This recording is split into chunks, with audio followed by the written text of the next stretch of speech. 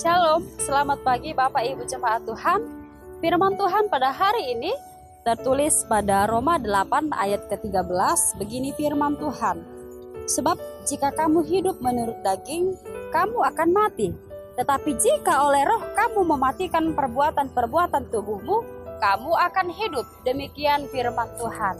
Bapak Ibu Jemaat Tuhan, dari ayat ini kita sangat jelas melihat apa yang sebenarnya dimaksudkan oleh Paulus.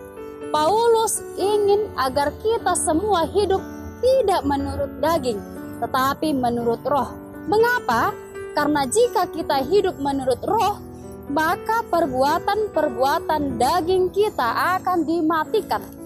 Sekuat tenaga melawan dosa berbagai dengan ketika Roh Kudus mematikan daging kita, sehingga kita tidak akan mungkin dikuasai oleh dosa. Pikiran kita akan terus-menerus dimurnikan oleh Roh Kudus, sehingga sangat mustahil jika seseorang terus-menerus tekun hidup di dalam roh, maka orang tersebut akan mudah untuk jatuh ke dalam perbuatan-perbuatan dagingnya.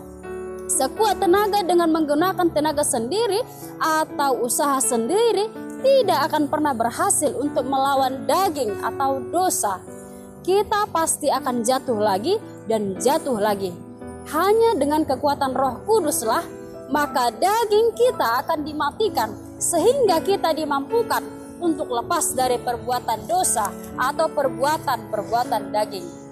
Tetapi jika dengan roh kalian terus-menerus mematikan perbuatan-perbuatan, Paulus ingin menekankan kepada kita bahwa pentingnya untuk terus-menerus hidup di dalam roh. Kenapa diperlakukan ketekunan dari kita untuk terus-menerus hidup di dalam roh? Agar daging kita terus-menerus dimatikan oleh Roh Kudus. Disinilah kuncinya dan sekaligus perjuangan kita sebagai orang Kristus. Daging kita itu akan sekuat tenaga melawan jiwa kita, supaya daging kita bisa menguasai kita sehingga kita jatuh dan hidup di dalam dosa. Itulah sebabnya kita dituntut untuk terus-menerus tekun di dalam roh, agar Roh Kudus dapat terus-menerus mematikan daging kita.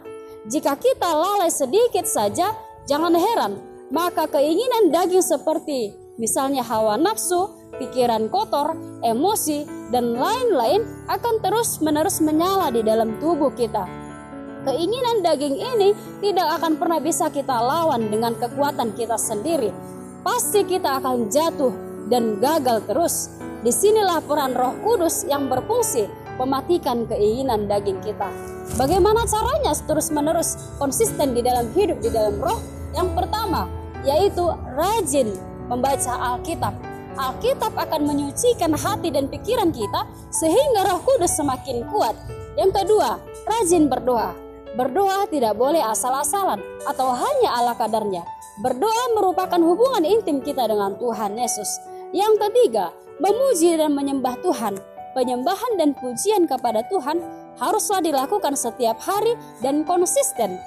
Jauhkan musik-musik duniawi yang membuat roh kita semakin mati. Yang keempat, jauhkan dari segala macam berhala dunia yang jelas membuat kita menjadi musuh Allah. Yang terakhir, jauhkan diri kita dari keinginan-keinginan daging dan dekat kepada Tuhan. Mari melalui firman ini kita dituntut untuk bisa menguasai diri melalui Roh Kudus yang bekerja di dalam diri ini. Terima kasih, Tuhan Yesus memberkati. Shalom.